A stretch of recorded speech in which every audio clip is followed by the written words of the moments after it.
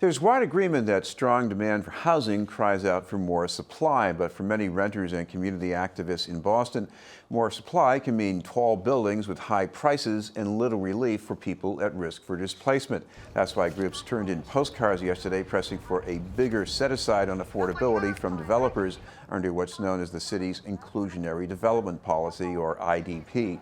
Our guests support the change. We'd like to welcome a member of City Life Vida Urbana and Dorchester People for Peace, Becky. Also joining us is Shameeka Moreno from Parents Helping Parents. Thank you both for being with us. Thank you. I want to start with Shameeka because what's driving this campaign is what's going on in neighborhoods. You live in Roxbury. What do you see in Roxbury? It doesn't look the same as when I grew up. When I moved back, I didn't recognize my neighborhood. I see developers on a regular basis looking at the playgrounds there, so that's making me fearful as a mom of 5. I'm a single mom of 5 children, and they love the playground. So if they're thinking about taking the playground away, where are our children going to play? Finding parking is hard. So with new houses being built, that's another fear. When winter comes, where will I park my car? Needing transportation and get around, that's a concern because then it'll get to the point where costs go up. I'll have to take the train, and it won't be affordable for me to even do my basic necessities, getting my children to the hospital or whatever have you. My rent is a fear of my rent going higher than what it currently is, and it being affordable for a mom with a spouse is one thing, but I'm a single mom, so that's a big concern for me. So just looking around my neighborhood and not being familiar with where the corner store used to be or where the library used to be, those things are disappearing and apartments are going up or complexes or new homes. But there is nowhere for the children to play or for me to just be able to maneuver on a regular day. It's becoming an issue to get to the train station or to access the grocery store. What was walkable once is now a bus or a ride or 2. Sure, briefly, what are the prices like? I mean, if a family wants a place with 2 or 3 bedrooms, what does that mean a month? A 3-bedroom goes for right now up to $2,500. The cheapest $2,150. Becky, you've been around Dorchester's Common Square for quite a while. What have you seen? Well, definitely the rents have been going up for quite a while, and I definitely couldn't afford to live there if I hadn't been able to buy a house a long time ago. If I had to rent now or buy it, the prices today, it's all skyrocketing. And recently on our block in Common Square, a block down from Washington Street, there's like at least one building that sold for over $1 million, and a couple more that are up for close to that are just a 2-family, or a couple 2 families that are going for $700,000 or $800,000.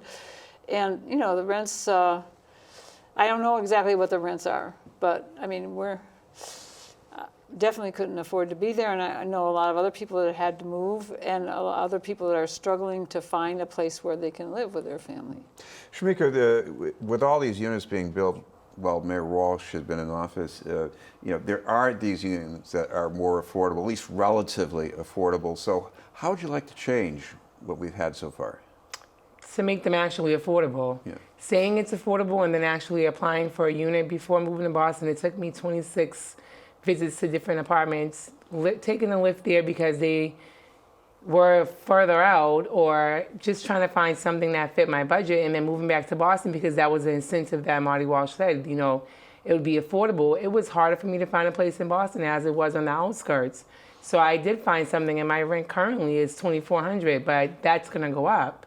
So when it goes up, then it's just me. I'm one income with 4 other people besides myself, 5 other people besides myself, and a family of 6.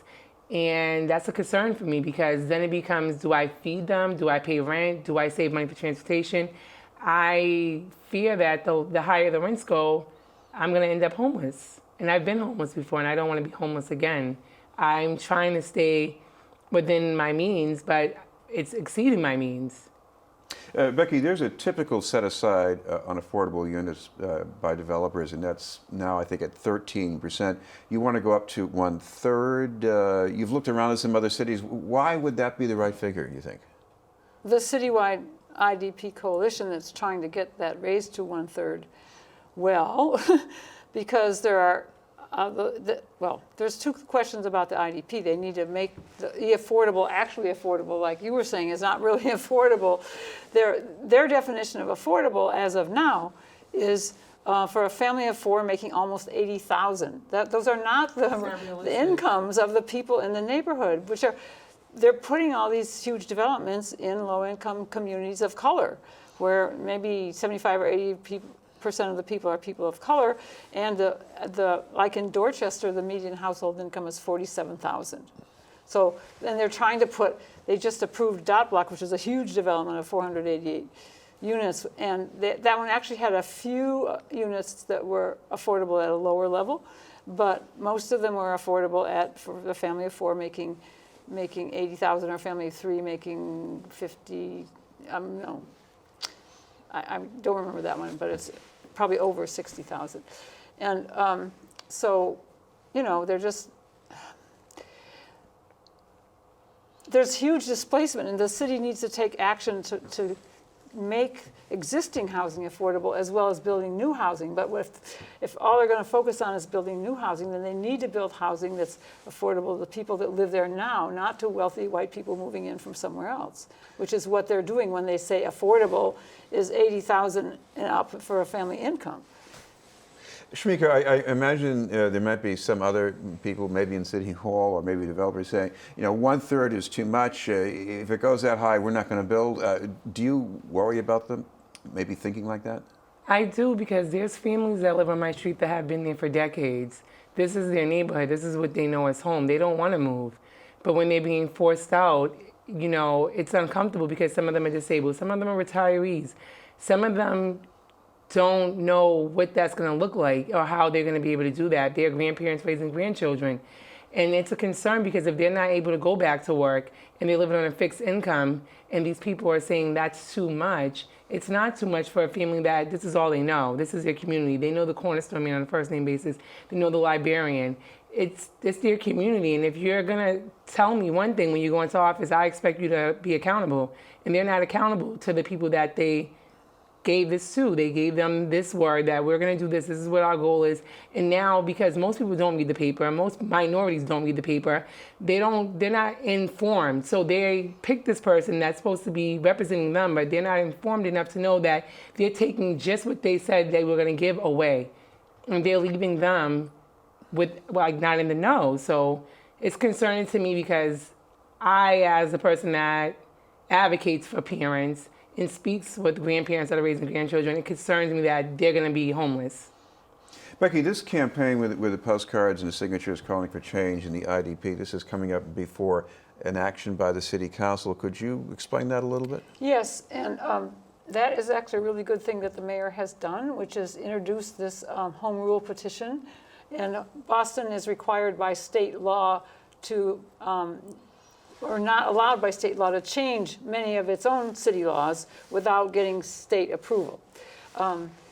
And one of those is the zoning laws. So the city wants to put the affordability requirements into the zoning code so that any builder will have to meet those affordability requirements, whether they're kept at 13% or raised to 20% or raised to 33%.